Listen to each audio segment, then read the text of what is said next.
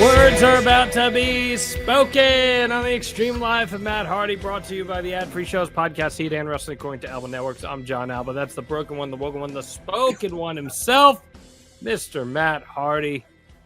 What's going on, my man? I got to spend a lot of time with the Hardys the last couple weeks. It was a good time. Yeah, it was a good time. You did get to spend a lot of time with us. I'll get into this in just a little bit once we get to one of our rituals of the Extreme Life of Matt Hardy. But we all three of us, we were kind of running on a 24-hour day, so long days. Yeah, certainly so. You're rocking your Kowloon shirt right now. I love that shirt. I wear that shirt all the time. Like we got it last time. It seemed very appropriate. It seemed like a very appropriate time to wear it. Yeah, those are awesome. I travel with that hoodie a lot, and whenever I travel, I'm guaranteed to get stopped by someone say Kowloon. They know the lore of Kowloon. 75 years, and my goodness, man, what a weekend it was for us in New England. We promoted the shit out of that weekend on this podcast, and Hardy Nation did not disappoint this weekend, did they, Matt? No, everything was good, man. The Die Hardys, they were out in full force this weekend. Really good time, man. Once again, I know you were up early. You were making the drive to come meet us in Boston. Jeff and I, we were up at 3:30 in the morning to go to get ready and get to the airport and catch our flight up to Boston to meet you. So it was a long day, but it was a good day.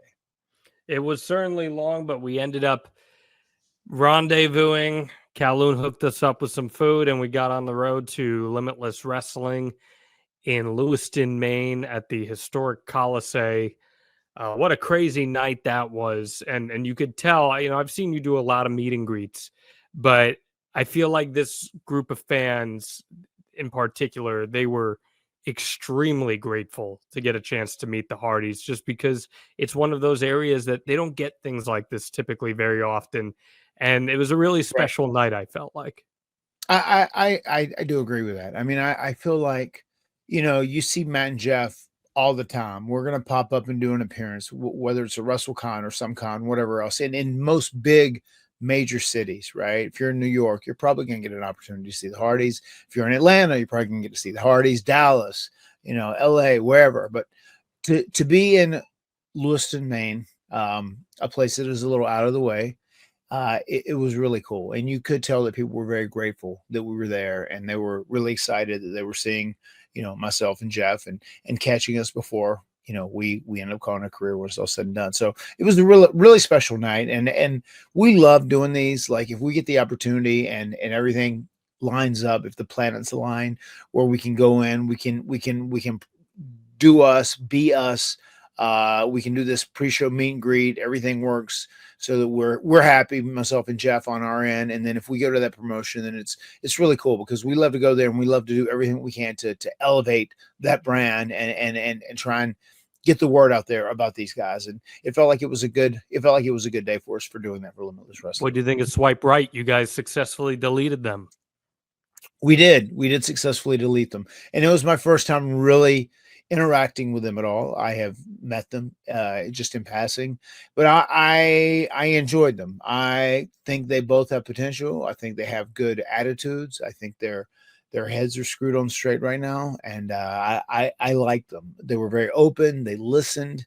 They were very respectful with everything they did, and I was a fan of their work. And I felt, considering it was the first time we'd ever touched, first time we'd ever met, I thought we ended up having a pretty decent match when it was all said and done, and look forward to maybe dancing with those guys again in the future.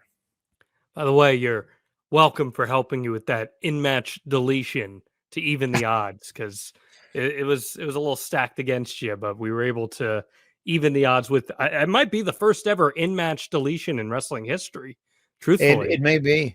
Well, we had this Jezebel out there, you know what I mean? And she kept interfering, so we had to sick John Alba on her. Yeah, you know what I mean? He had to delete her. I think the referee, instead of ejecting her, he literally just started deleting. So I thought that was pretty cool for Nate Speckman, the ref, there, to be in on the bit, and he understood what his job was to do. Yeah, when the referees do their job in a wrestling match. You know what I'm Oh, saying? the referee is a vital part of any match. You know, anybody that is at ringside is a vital part of that match, and they can add a lot to it, or they can subtract from the match. You know, and it depends on how everyone plays their role in their performances. But yeah, a referee is a very vital, very important part of any match. And It's just so cool to me, man, to see you guys in locker rooms. I know like it makes the night go long, but like after the shows, you get all these wrestlers and people involved in wrestling that come up to you and are like, "You guys were my heroes. You did this for me, you did that for me. I wouldn't be here without you guys." And you know, you expect to hear that from fans, but to hear it from other wrestlers, some who have TV time under their belt, how does that make you feel? it's as strange as it is to say this, is kind of commonplace.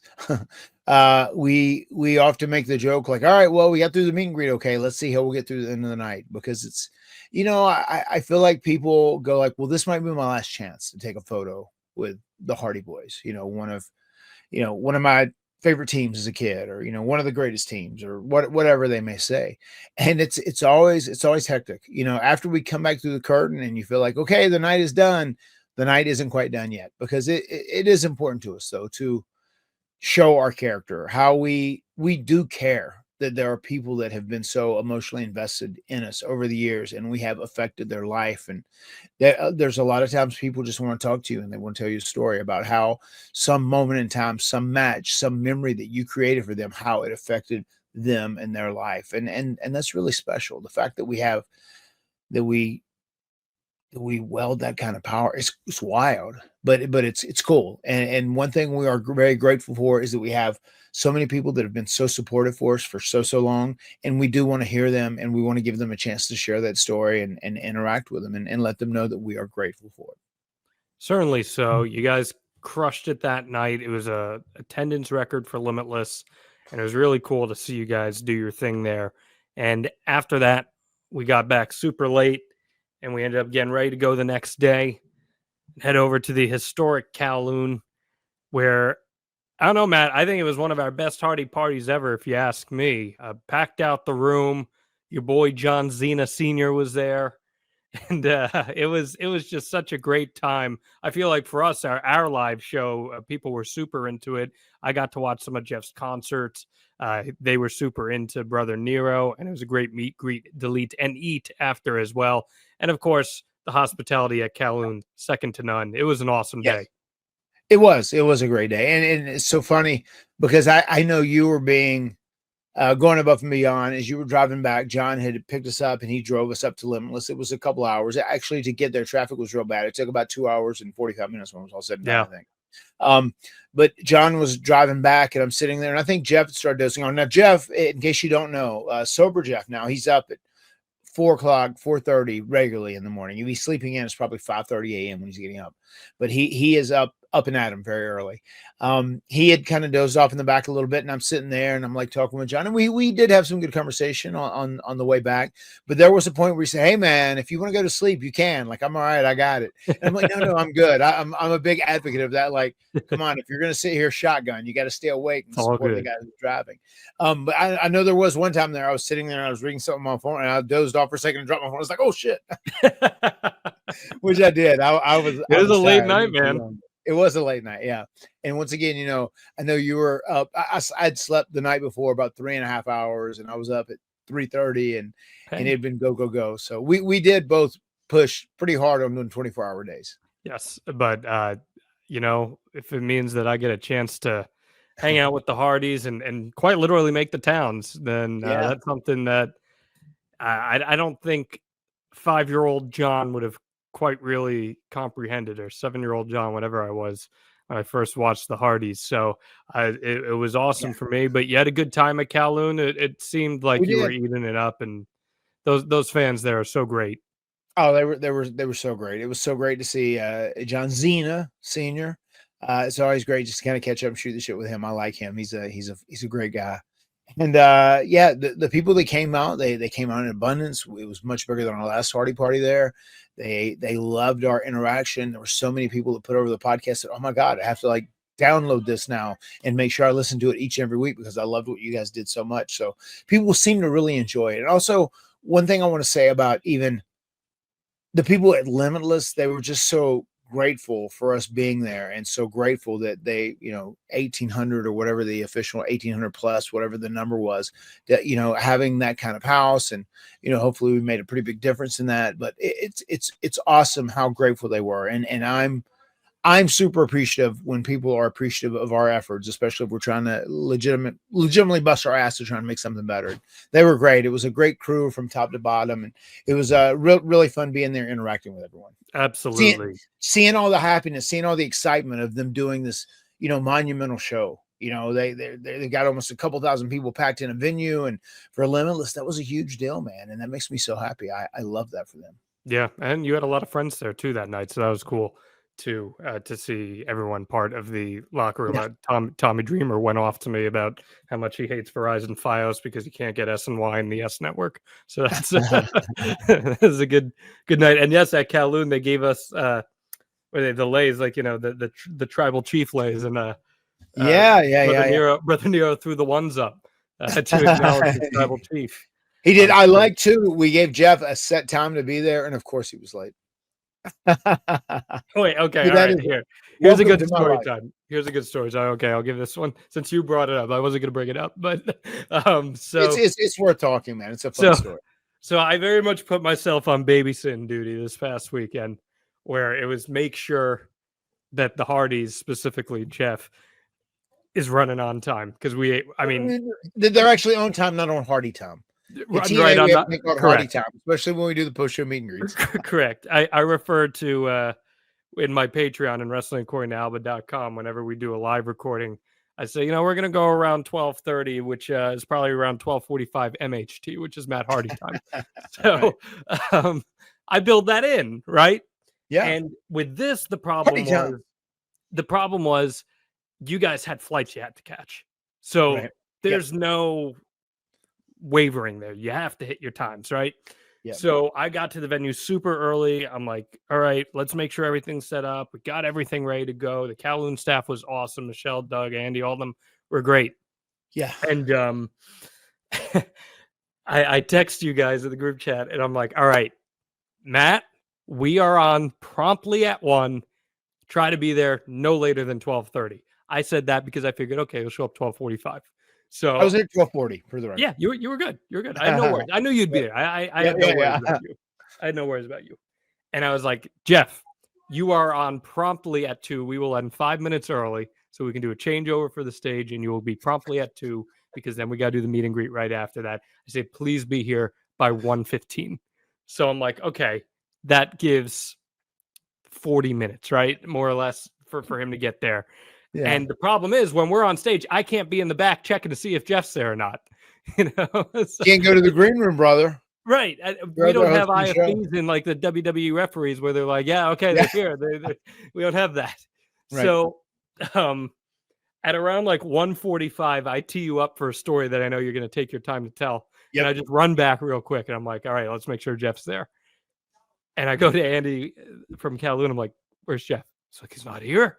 And I'm like, oh no. And then I texted him. I'm like, let's go. You and Jerry, his guitarist. I'm like, let's go. And I'm thinking, okay, they'll be here in the next 10 minutes. I'm manifesting they will be here in the next 10 minutes. And lo and behold, we get off stage. We go to the back and they are still not there.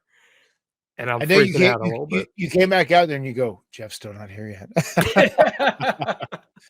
I said, John, welcome to my life every day.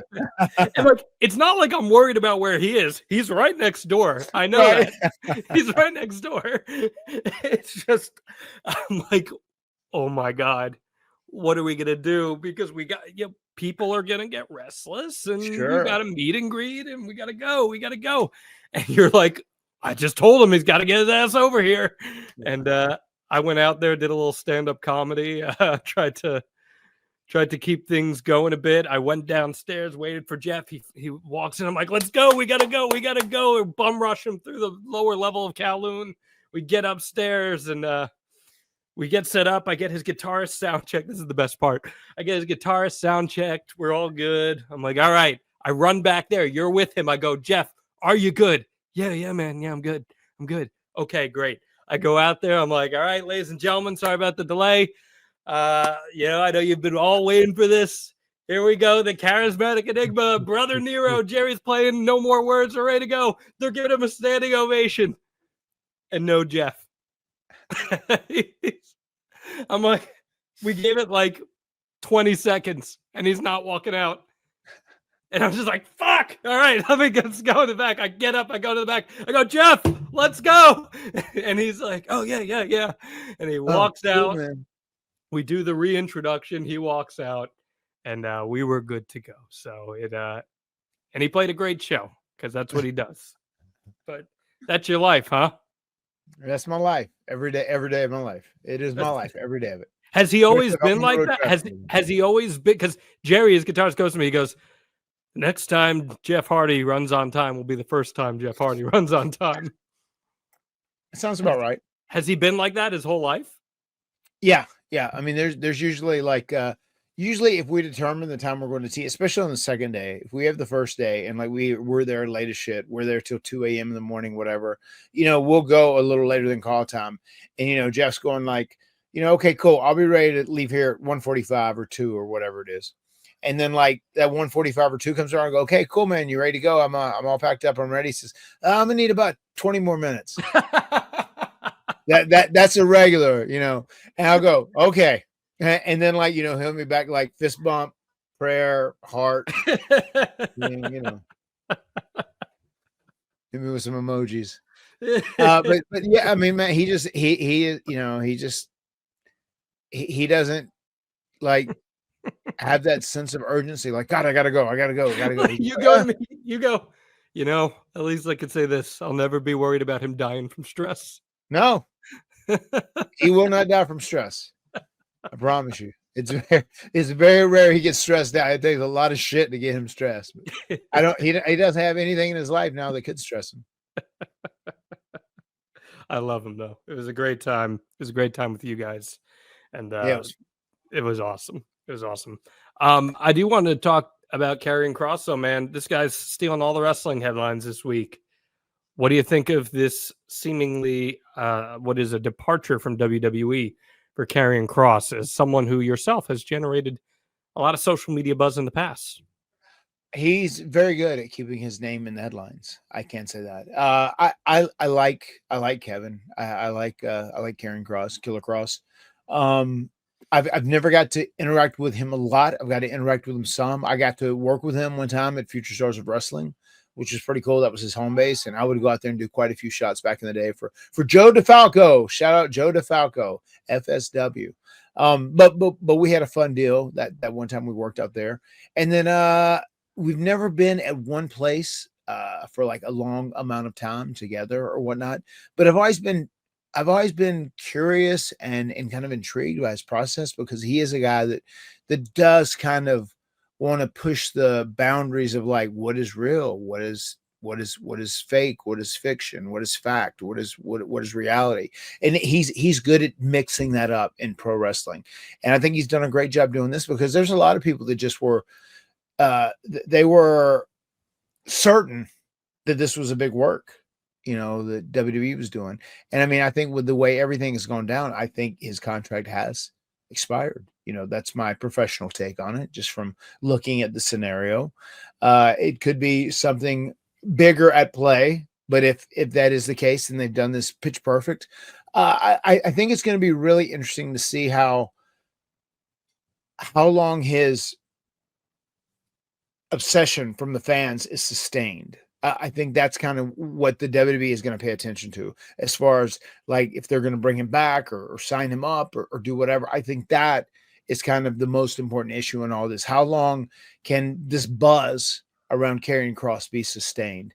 And it's going to be interesting. I mean, if I was him, I would get out there on the indies and I would start doing really unique stuff. I would do special stuff. I would pop up wherever. I would try to make it seem like, anything is possible. If you're Karrion Kross, and all that's going to do is get more buzz, and he's going to need ways to get more buzz on his name and keep headlines being generated about him. Yeah, I think him being the next Cardona should be exactly what he should do, and just get out there, do some crazy stuff on the indies. The thing is, Matt, it's like if it's a work, what is the true upside to it? It just doesn't really feel like there's much of an upside to going to this length where, I mean, he said some things that weren't very flattering about the company. Like, he was respectful, but things that necessarily didn't make WWE's talent relations staff look great in regards to him. And I just don't see what the benefit of doing that would be if you're WWE, you know? Yeah, I mean, I do agree with that, and I don't think WWE would want to do anything that would make them sound poor.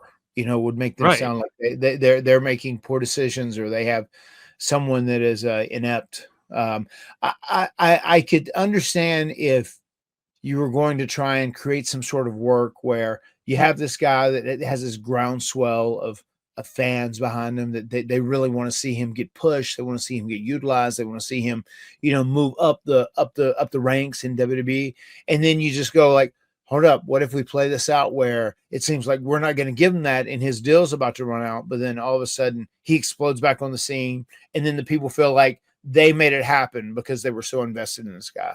I mean, I can see the mindset behind that, but with that same thing being said, you don't want a company does not want to do not want to tarnish anything, in that company to try and push forward this story, push forward this angle that they're doing. So with all that being said, I mean, I think what is going on right now is that he has been released from his deal.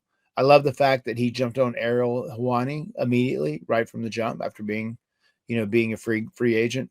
And I think it's gonna come down to if his momentum and this groundswell of fans that are behind him, is this sustainable, and is they going to keep pushing forward, or are they going to grow more for him to force WWE's hand and make WWE hire him back? We will see. I mean, he's a smart guy. He certainly is. And, with him, he's very much like a character wrestler, right? So, Yeah, he is a character wrestler, no doubt. so where he fits in, I'm not sure. But if he can go out there and have himself a good run on the indies and keep himself relevant, I think he wants to go back to WWE. So we'll see what ends up happening from him. I mean, look, he's got nothing to sweat, right? Like, I mean, he's a smart guy. He knows what he's doing, and he's gonna find a way to be successful. But he also doesn't have to sweat, because I'm pretty sure he's using Mando, Matt Hardy. There you go. There you go. Mando is the way. Mando's always the way, especially in the summer. Dude, I am dying right now. Taking this. I got 3 lights on me. It is sweltering hot. It is humid as hell here in New York City. And yeah, I'm sweating a little bit, but I don't smell. And that's because Mando's got me covered, because it's blocking odor all day, and it's actually going to control the odor for up to 72 hours. That's 3 days, Matt Hardy. In theory, I could have applied my deodorant on Friday, been with you all weekend, and wouldn't have stunk once. In theory. Yeah, and in theory, I wouldn't have smelled that grundle one time. Let's hope you're not smelling my grundle either way. But Not even one time over the whole weekend. I don't need your wife hopping on here saying, "You smell whose grundle?" I don't need that. But if you do care about grundle odor, well, let me tell you, the average man's grundle odor after a shower, about 12 hours or so, is a 5 out of 10. But with Mando, on a level of 0 to 10, Matt, what is it? It is a 0 every single time. If you really care about your grundle, then Mando certainly has you covered, because it is clinically proven to control odor better than just a shower with soap alone. And if you want to try America's #1 whole body deodorant formula, you can find it in Walmart, Target, other retailers. But for the best deals, you go to shopmando.com. Mando starter pack is perfect for new customers. Comes with a solid stick deodorant, cream tube deodorant, 2 free products of your choice, like the Mando mini body wash, or the product that I used literally all day at Limitless Wrestling, the deodorant wipes, and free shipping. As a special offer for our listeners, new customers get 20% off site-wide with our exclusive code. That's code HARDY HARDY, at shopmando.com for 20% off site-wide and free shipping. SHOPMANDO.com. Please support the Extreme Life. Tell them we sent you. Mando's got you covered. Protect your pits and smell great doing it. And most importantly, Mando deletes the grundle. Hey. Well, you don't want to delete the grundle. You want to delete the grundle odor. I think you need a grundle. You want a grundle. I think having a grundle, as a man, having a grundle could be important. Could be. But alas. All right, man. You know, we were telling a whole bunch of TLC 1 stories the past couple weeks on the road, and I figured, you know, we've covered TLC 1 on the podcast, but we've never actually watched it. Let's break it down. Let's do some tape study. But before we can, you know what I got to ask? Please hit us with that Matt fact. Matt fact. Matt now dreads 24-hour work days.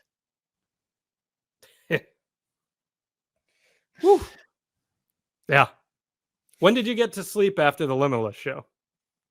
About 2:30. 2:30. Oh, so you crashed pretty quickly once we got home. Yeah. Okay. Yeah. I got you. Yeah. I was in the bed. I went and showered and cleaned up. And then I was getting in bed about 2:30, 2:35. And probably by 3, I was asleep. Yeah. I got like an hour and I was just dying. So I think I went through 3 Red Bulls on Sunday. Yeah. I had to stay an extra night because I was not making it 5 hours back home. So I'm with you. I don't love the 24-hour workday either. But to do it with the Hardys in front of all those awesome fans, I'm happy to do it. It was a fun weekend where a lot of people had their dreams fulfilled, and I can't complain about getting to see that firsthand. It's very cool. So I know those fans were very appreciative. Yeah, no, it was great, man. It felt like a big win. You know, good stuff. And we got Kowloon food, so I'm not going to complain about that. Yeah, and especially the second day too, man. After we did our show, after we finished our live stage show of the Extreme Life, man, just that sushi sitting back, eating that, it was great, man. I was in heaven. That was so good. Oh yeah. Yeah. They gave us like the poo-poo platter stuff the first day. It was a little heavy, but it was great. And then the next day I was like, all right, let's detox with some sushi. And exactly. Yeah. Perfect. And what's so funny is Jeff came back. This is much a Jeffism. Jeff comes back, right? And he's like talking. Oh, yeah, cool. You're like, hey, we got the meet and greet. It's going to start in like 10 minutes. If you're going to eat something, just okay, yeah, I will. Sure. And then he's like, okay, we got to start this meeting. He's like, damn. And he like grabs a couple pieces of sushi. I gave him a warning. He needed to eat fast. No sense of urgency, man. He's in no rush, man. That's Jeff Hardy town. Oh, my goodness. We got thunder and lightning here in New York City, by the way. If we have any issues, just let me know. But it is New York City just got a little thunderstruck. So all right, my friend. Let's talk TLC, talking about things crashing. Goodness gracious. You know, it's funny. In the last year, the WWE Vault account, which is the best promotion in wrestling, put up all 5 of the iconic matches. They put up the tag team ladder match, the table match, triangle ladder, TLC 1, TLC 2. Yep. So I was going through it earlier today because I knew we were going to be talking about TLC 1. And I was just doing scrubs of all the matches. I've seen them all ad nauseum, of course. But it really is cool seeing like how much more invested the fans get with each one. They get more and more and more into what they're seeing. So, you know, let's cycle back to the beginning of TLC 1 here. The ladder match goes down in the fall of 99. The tables match goes down in January of 2000. The triangle ladder goes down at WrestleMania 2000. So remind the fans who may not have caught our first episode, extremehardy.com, when do the conversations start happening about doing another, or which I guess would be the first official TLC match? After we did the WrestleMania 2000 triangle ladder match in Anaheim, WrestleMania 2000, it was a match a lot of people thought stole the show. It definitely stood out on the show because it was very different. it was unlike anything else that has ever been on a WrestleMania, right? And I'll never forget there was that point. There's been so many times I've said it here over and over again where I've lost time. We've had 2 minutes, 3 minutes, 4 minutes cut from a match right before going out through the curtain. This was just the opposite. They said the show is light. We know you guys are taking a lot of chances. Take your time. Don't rush. If you need 5, 6, 7 more minutes, you got it. It's no problem. It's like, whoa. Thinking back in hindsight, they told 6 young kids, having their first main roster WrestleMania match, like, Jesus Christ, don't worry about time. Time's not an issue. That was crazy. But after the success of the Triangle Ladder match at WrestleMania 2000, a couple weeks later, the conversation started circulating, and I think Vince had already made up his mind, like, hey, let's redo this, but let's brand it in a more specific way. I think people associate the Hardys with ladders. People associate the Dudleys with tables. Maybe we can associate something with Edge and Christian, and we'll go with the chairs. And we'll figure out a way to, brand this match. It's all about tables, ladders, and chairs as weapons, and that's ultimately what we'll do. And then I am still not sure of who officially came up with the term TLC, tables, ladders, and chairs. But, as we've said now a lot the last couple of weeks, I feel like, John, the fact that Mick Foley branded it with saying tables, ladders, and chairs, oh my, that was a huge selling point for that first ever TLC. Is that a Mick Foley idea to your knowledge? I don't know. I am not sure whose idea that was. I'm not sure if a writer said maybe try this. I could see it being mixed. It sounds like a Mick Foley idea through and through. I could see it being mixed, no doubt. But that was a very iconic thing. You know what I mean? Like Jeff and I, we were doing a promo yesterday for the event we're doing at Jimmy's Seafood, which will have happened yesterday if you're watching this on Friday. And whenever Jeff said we're having the first ever tables, ladders, and crabs event, and I said, oh my, you got to put it in there. It's almost mandatory at this point. I mean, even at the live show, we said it arbitrarily and people yelled, oh my. So it's very much embedded within it. And I think it played an important part in getting the stakes of the match over. No, I do too. I think it played a huge part on just branding the TLC match as a concept and turning it into a staple of pro wrestling, no doubt. Yeah. So, are you thinking of spots coming out of the WrestleMania 2000 match already for how you're going to top that? No, I don't think we were immediately. I do think everybody kind of, in the back of their minds, I think they were like thinking like, this is something I would like to try, whenever we do this again. But I mean, it was already thrown out there a couple weeks after Mania that at SummerSlam, we would like to do another match like this Triangle Ladder match, but we want to brand it differently. Maybe TLC, tables, ladders, and chairs. Each team has their inanimate object, which is their specialty and whatnot.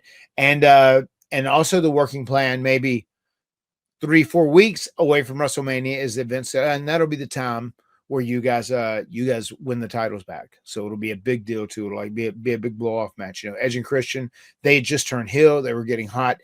Those guys winning at WrestleMania 2000 was absolutely the right call because they had a lot of steam. They were doing well as heels. They were real interesting, unique characters, and they finally found something that clicked with Vince and themselves.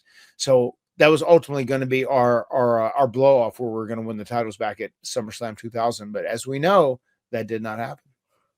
Cycling back to WrestleMania 2000, you guys have the Triangle Ladder match. It steals the show, a show that had Terry Runnels and the cat in a cat fight, a show that had Kane and Rikishi versus DX, TNA against Head Cheese. So you guys did the heavy lifting on that. But coming out of it, do you guys feel like you crushed it and that you can't top that? How are you guys approaching the fallout of it? We felt like we did real well for ourselves. I remember we all came back. We were all real happy with the effort. We were all real happy with the opportunity to go out and do what we did because it was, it was something very different. And to let 6 young guys go out there and do a bunch of crazy spots with tables, ladders, and chairs, oh my, all these inanimate objects was kind of rolling the dice on us all a little bit. But I think they felt like they trusted us because we found such success in the tag team ladder match and the tag team tables match at Royal Rumble 2000. I think they trusted us, and lo and behold, we hit another Grand Slam, and they loved it. Vince loved it. Everybody loved it, and it really ushered in. I felt like a new way of telling stories in a WWE ring, not just by having a wrestling match or a street fight or a submission match, whatever else, using these inanimate objects and making it a TLC match. So we felt great about that. I think all of us had ideas in the back of our mind that were like, oh my God, this is what I would like to try and do. I think we can one up it. We can do this. This can be better. This can be different. We can do this. So I think we were all pretty driven and motivated to make TLC, the first TLC at SummerSlam, better than the WrestleMania match. Do you remember any ideas you had ahead of time of TLC 1? I do know the bump where I had the ladder tipped over backwards and going out backwards was my idea. I specifically wanted to do that, which Devon said is the scariest bump he's ever saw in real time, real life. That was certainly my idea. I know there was a point where, trying to think about what it was. Jeff. I know Jeff was the one. Jeff wanted to hang if it was possible. If you could hang, if that would support that amount of weight. I know he wanted to do that. I think Edge and Christian, I think they're happy if they could like crotch themselves a couple times. That'd be about it. Christian is a Class A crotcher. He is a Class A crotcher, no doubt. But I mean, I think guys are really motivated to go out there, and we knew we had just had one match. We had a blank canvas in front of us, so there hadn't been 10 of these done. So there was a lot of stuff to work with. So we were really excited about SummerSlam. There would be a lot of tables broken in all of these matches, Matt, and I was going through them and just seeing how many. I was blown away by how many were broken, but thankfully you can take your gimmick from broken to woken with Blue Chew. Yes, you can. Here on the Extreme Life of Matt Hardy. You can enter that room dick first now because Blue Chew isn't just a tablet. It's a cheat code for your crotch. Stronger, harder, longer lasting. Like someone gave your downstairs a little pep talk, maybe even a little gym membership. You got some new weightlifting belts this weekend, Matt. Maybe you could help get your member in a little extra better shape, if you know what I'm saying here with Blue Chew. I know what you're saying. I'm picking up what you're putting down, and I'm always ready to go from broken to woken. Blue Chew is the original brand offering chewable tablets for better sex. And when Matt Hardy's pulling those 24-hour days, it's natural. Your body's going to get tired, man. You're hitting the towns. It is exhausting. So there's nothing wrong with a little performance enhancement in this category. I got to tell you, it is, John, whenever you need to throw a brick at your girl, that is, Blue Chew is the way to go. Matt Hardy's been breaking bats ever since he popped one of these, and now Rebecca's walking around. It's hard, This isn't just about performance, guys. It's about legacy or third legacy. You give her group chat something to talk about. When you lay it down, they're talking about how it gets up. Nothing makes you more of a legend than a little Blue Chew. Discover your options at BlueChew.com. We got a special deal for our listeners. As always, you get your first month of Blue Chew free.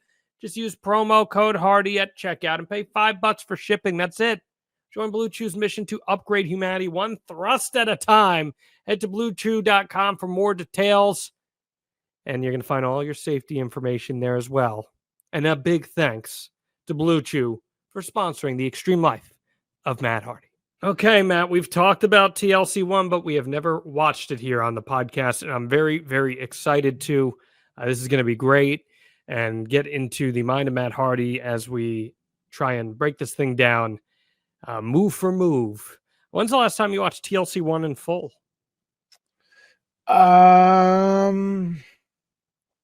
It's been a long time since I watched it in full. The last time I watched clips of it, I think, was doing content for WWE at their hotel. We watched kind of like a highlight package of the match, commented on it. Well, we're going to watch it in full here on the Extreme Life. And if you'd like to watch with us, go to the WWE Vault YouTube account and click the TLC 1 video. And we're going to watch it from the very start of it, including the entrances. So are you ready, my friend? I am ready. 3, 2, 1, begin. The old Edge and Christian cam here for their entrance as the camera's trying to find them as they used to come through the crowd. Yeah, it was cool how they did do that. Like the crowd really got into that for quite a while. They dug that. It was good because it kind of defined who they were as a team. Because I know for the longest time, they were very close to getting split up before they won these tag titles right here. Yeah. For no good reason. Yeah, I mean, the good reason was Vince wanted to have single stars. That's why he always wanted. If people got popular, split them up, brother.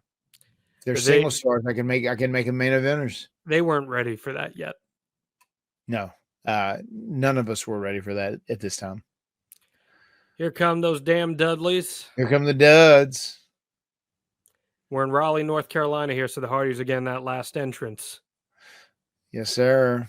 This is Fayetteville is the closest thing, the closest biggest city to us, but like Raleigh is like our city in so many ways. It definitely falls into the category of Hardy country. Now, day of, how are you going into this knowing you're going to lose in your home area? You got to go into it, man. With your poker face, you got to go in it like you're going to win. I mean, that's the whole secret of this whole deal.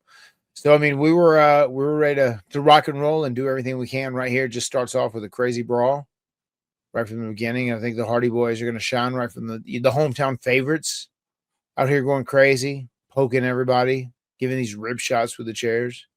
That's interesting that you guys wanted to run to the ring rather than soak in the hometown entrance a little bit. Well, I think we did that. I think we did that for time too. We just wanted to seem like motivated and fired up because we didn't have a ton of time in this match. We wanted to get to it. I think that's why Edge and Christian didn't come through the crowd too, for the record. So that was interesting there. Christian went to do his step up crossbody into Devon, but the chair wasn't there. So is that just kind of something he just kind of forgot? Oh, wait, I got to wait for the chair to get in play. Yeah, I would imagine. Yeah, probably. Is one of those times where he's just like, oh, the chair in there, because he's used to doing that off somebody else's back. Probably typical. But also because we have to introduce it because now this is important. It's an important part of the story here. Sure. Yeah. I mean, that is something that was stressed upon us, that we had to, make these inanimate objects of the chair, the ladder, and the tables, make them important. And they wanted us to build. They wanted a building process the whole while as we're doing it. Like, we started off quick. We got in there immediately. We didn't work towards getting the chairs. We got the chairs right from the jump, started attacking people with chairs. And now we're already at the point where the first ladder's set up and Bubba's the first one attempting to climb, and Bubba's very lucky he didn't get hurt there. His leg got caught in the rungs. I was just gonna say he could have easily torn his ACL there. Yeah, he could have, because his leg slid as opposed to coming straight off. His leg slid inside the rung, and the ladder got pulled down with him. So you laying most of this out morning of the show, or you had coming in with ideas? How's that go? We came into the venue the night before and kind of put the majority of everything together. Just the smaller stuff is kind of maybe what we worked on the day of, but we had the blueprint pretty much together the night before. We incorporated things from the matches we did in the past. We just really wanted to stress that we had utilizations of chairs in here as well to make them seem as make them have the equity of the ladders and the tables. It's kind of twofold. I love me a good Bubba Bomb. This always looked brutal. He can't do that anymore. No, he His cannot. Shot from doing that, man. I would imagine that.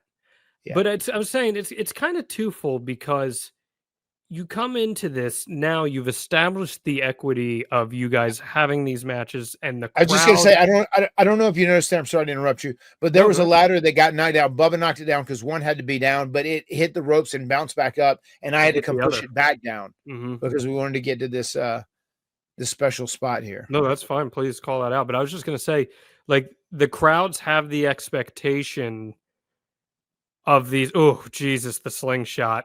Yeah. And the seesaw spot, man. We saw that in the tag team ladder match. But the crowd has the expectation of what these matches are supposed to be, and they're expecting more and more. So, like, on one hand, you Right. know they're going to be there for it, but on the other, you've got hell of an expectation you got to live up to. No doubt. I mean, the bar was very high on these matches. And here we go. We're getting back into it. Edge and Christian. They're going to the chairs, which is their specialty. We got Bubba here grabbing a ladder, mowing everybody down. And I think we're at the point right now where we're trying to highlight the Dudleys for just a little bit. It's time for the Dudleys to get their shit in, man.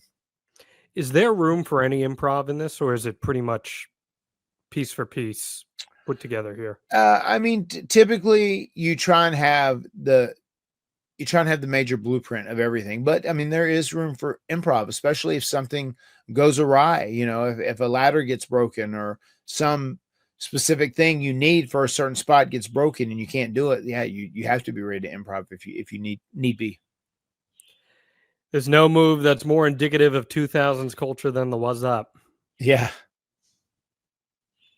Time to Now, get the table. my thing is, the Dudleys at Bound for Glory 2025, they've got to do that "What's Up" again. They got to do "What's Up" One more time.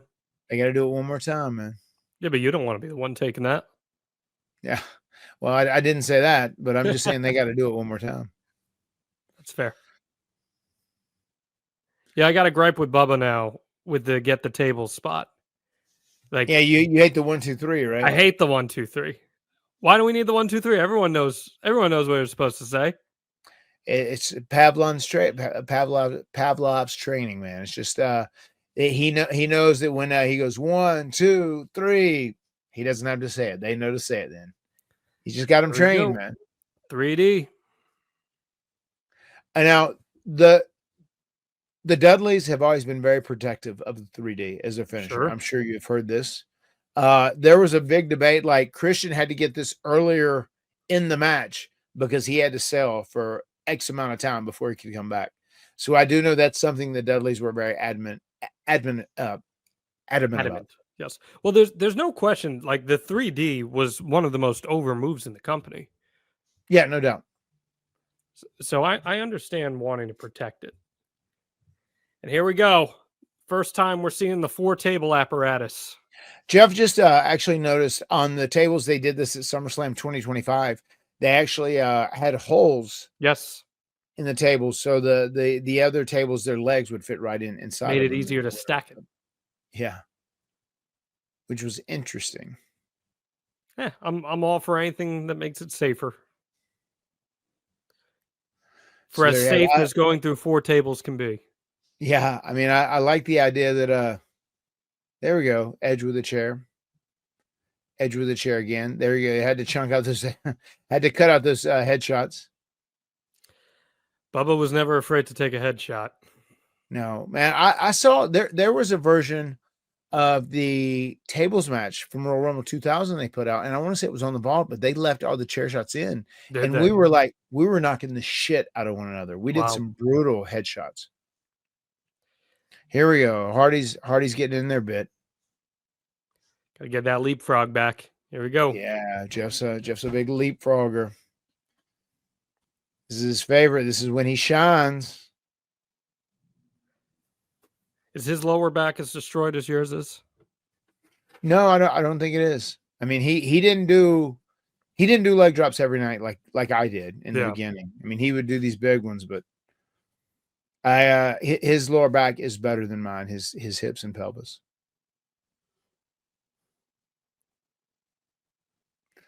Here we go. Here we go. Now we're putting Edge in here. We're going to smash him a little bit. Saw this in the tag team ladder match, correct? Yeah. The ladder is broken. Yeah, the ladder is broken. This doesn't feel good. There we have it. It's a good spot. Good, simple, smart, safe spot. Is it? I don't know, man. I just feel like with ladders, you could crack a rib real easily landing on one. I don't know. Like, it's funny. Of all the weapons, the ladders scare me the most. I mean, the ladders are the most unpredictable, no doubt. They are definitely the most unpredictable. And now we got a thing where I drop down. Jeff's doing his thing. We got to get all eyes on Jeff. Focus on his swanton. I never noticed what you did there before as he takes a gigantic spill. And also, do you notice he goes up to the top? He goes off perfectly, and no one's holding the ladder. It's wild, man. Yeah. Well, his balance was incredible. Yeah. But I know you pushed the ladder down. Was that so that the camera could get the spot? Yes, just so I'm not climbing. I dropped down I almost did push it down and drop to a knee like I was exhausted, just so everything would be focused. And the only thing everyone in the arena is watching is Jeff doing that swanton. I'd never noticed that until this time watching it. Yeah. Yeah, you'll see me do stuff like that time to time in these matches.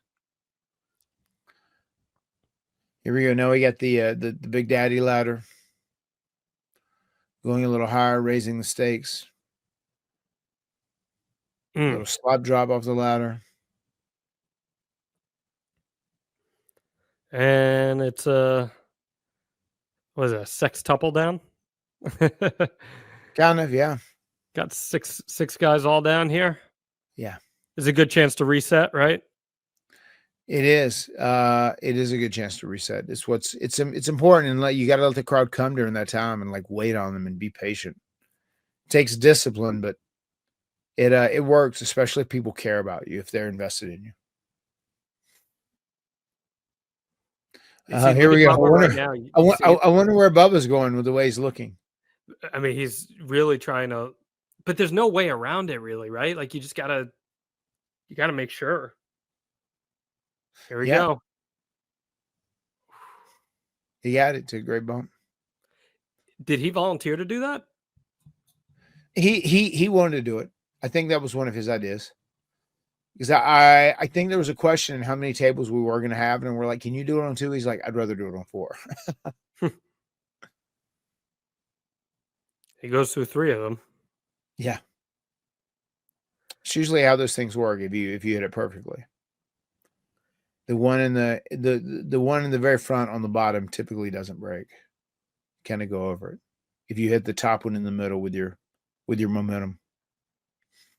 Crowd came up huge for that spot because you had not done something like that yet in these matches. Yeah. That was a big spot from the inside of the ring on the top of the ladder. That's a big ladder too. Did you have a marker or anything where the ladder needed to be, or is it just you figured it out? Well, we didn't. We knew roughly where it needed to be, and people knew what rung they needed to be. Look at that, the rope crotch. There we go. Those damn hills. That's what they're best for. Just crotching their nuts. It's true. So little hometown heroes here. You get the odds put in your favor with Lita's inclusion. Yep. Here we go. And she's had some heat with Edge and Christian to this point too. So yeah, and we're looking to try and make this. Let's see if I look at the table I'm going through blindly as much as Bubba looked at the table he was going through. Right there, you just looked at it real quick. I looked. I just made sure it was there, and I think I was good. Yeah. And now I'm just checking where I'm at. I'm like, oh, I'm on the right rung. And did you know when you were going to let go? Was it like once you reached the ropes, let go sort of thing, or? Yes, that's kind of. I mean, we did that where like the night before we picked up the ladder and held it backwards. Wait, I'm gonna pause. I'm gonna pause real quick here. Keep talking. Go ahead. Yeah. The night before we had held the ladder up like Devon, a couple guys, Devon, Bubba, whoever, kind of picked it up, and I kind of leaned back and put my foot on the top rope just to kind of feel like as I'm going backwards where I will reach the ropes, just so I know that I can kind of like jump off and or not jump strongly, but just kind of like launch lightly off the ladder, and then I'll clear over the top rope and go through the table. Because if you jump too early, you might clip your head on the tables. If you jump too late, you might go into the barricade. Yeah, you got to be perfect timing. Also, too, like I mean, I was on the right rung, but then like if you mess around and get your feet caught on the ropes, then you're going to be fucked up too, because you're going to go ass over tea kettle and not get yourself knocked out on the apron, whatever it may be. It was just, it was still a very risky, risky maneuver, but it was a calculated risk, and we tried to play it as smart as possible. All right, we're at the 14-minute mark. 3, 2, 1, go.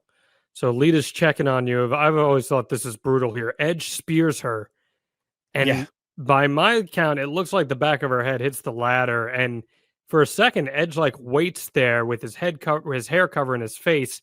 Is he checking on her to make sure she's good? Because that's a brutal spear. Yes. Yeah, that's definitely what that would be. Was she good? Was she good coming out of that? Yes. Okay. And I almost, to the best of my knowledge, I don't think she hit the ladder. That's good. I think it seemed like that. I think she was just selling that way because it looked brutal.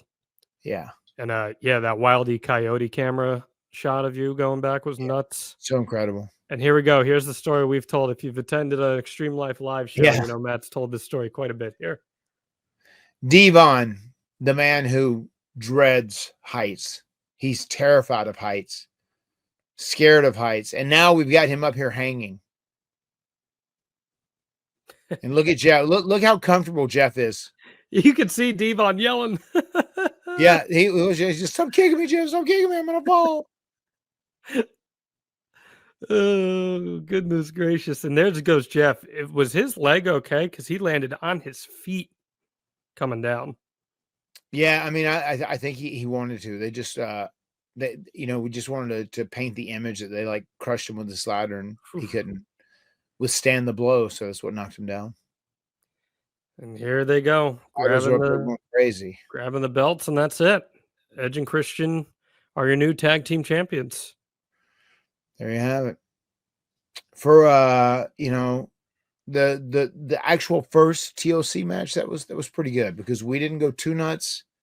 We did some pretty risky things. We did some innovative things. We took some calculated risk, and everything worked. But it was like a solid match for a very first one. I'd say so. It was good enough to get another out of it. Yeah, people were all about TLC 1. I mean, TLC 1 was a big deal, and little did they know that TLC 2 would build on it and be even bigger and create even crazier moments. And I even like Lita being in this because then it gives you the precedent to include others in, which 100%, and it did. That I think that that became Vince's idea, or a writer or whatever else. And they said every team should have a representative, and they can intervene on behalf of their team, and then we can do something, make something out of that. And it ended up being great, having Spike and Rhino out there. Yeah, it built big on it. If Pac is the man that gravity forgot, Devon is the man that gravity remembered. Because he was up there flailing around, but he got his. You guys, I mean, watching it back, is there anything you're changing about that match? I don't think so. I mean, this is one thing I would always say. If we're in a situation like that, if we're like in a main event, I would like to have. I mean, because with what was that whole thing? 17 minutes roughly. 16? That match clocked in. I can tell you momentarily here. It clocked in definitely less than that. At 16 something when you started. Let's see, SummerSlam 2000. With our entrances, and I'm going from our entrances. So the match itself was 15:28. Mm-hmm. And I think at the beginning when you started, it was like 17. The entrances were probably another minute and a half or so. I mean, yeah. I mean, we all did our entrances. Like I said, we didn't have a lot of time. In a perfect world, I think, John, going back, I would have liked to have had 25 minutes for everything. Of course, sure. With entrances, you know what I mean? Just so we didn't have to rush things, because there were some things that did seem a little rushed or whatever else. The craziest part about this show is for everything you guys did, and you did a ton in that, earlier in the night, Steve Blackman faces Shane McMahon, and Shane McMahon takes a bump from the top of the set backwards, and that's bigger than anything you guys did in your match. Was there any direction given to you guys about that spot happening, or were you guys at all worried about that spot happening and it upstaging what you guys did? No, I don't think so. I mean, we knew that spot was happening too. We knew that spot was happening, and we were just going to go out there and do our brand of wrestling match. You know, using tables, ladders, and chairs, and we felt confident that we could overcome everybody else on the show. What do you think of that spot? The Shane McMahon spot? Yeah. It's what Shane McMahon did. It's what he lived for. He just wanted that one crazy spot, and they'd kind of build a whole story and a whole match around whatever one spot he wanted to do that was going to be a crazy spot. So it is what it is. You know, I'm fine with it. You know, he's like Jeff. He's kind of as opposed to being a wrestler, he's a half-ass stuntman. A little fearless. Fear's a four-letter word, right? Oh, this is great, man. Glad we got to watch this back. It's an all-timer. It's one of the most important matches in WWE history, and it builds to TLC 2, which, as we've talked about ad nauseum on this podcast, is one of the most important matches ever in wrestling history, and maybe I'd argue probably top 10 most influential matches in wrestling history. So that's pretty cool to be a part of that. Anything else you want to add on the match? No, man, it was cool. Once again, I'm just very grateful we got that opportunity to go out there and do our thing, man, and kind of make our own music, paint our own picture. And it's cool that, you know, Vince kind of let us run with the ball. So I'm grateful for the opportunity. Well, we're grateful for everyone watching and listening to The Extreme Life of Matt Hardy. You go to advertisewithhardy.com, promote your business to the extreme, get out in front of thousands of listeners and viewers every single week here on The Extreme Life of Matt Hardy. And you check out the archive too, extremehardy.com, Matt Hardy brand on YouTube. Support the show. We appreciate it immensely. So many fans came through this past week and talked about how much they enjoy it, and we are glad to hear that. We love hearing that. So please continue to show Matt Hardy brand the love that he deserves as he embarks on you're coming up here another Wrestleversary in just a few months, right? Yeah, October 15th. Won't be long. And I'm hoping that someone that was either at the Limitless show or either met us at Kowloon on this past weekend, I hope they're listening to this and this is their first full-fledged episode of the Extreme Life of Matt Hardy podcast. You got almost 200 to catch up on, so get on it. The words have been spoken. We'll see you next time right here on the Extreme Life of Matt Hardy. Delete!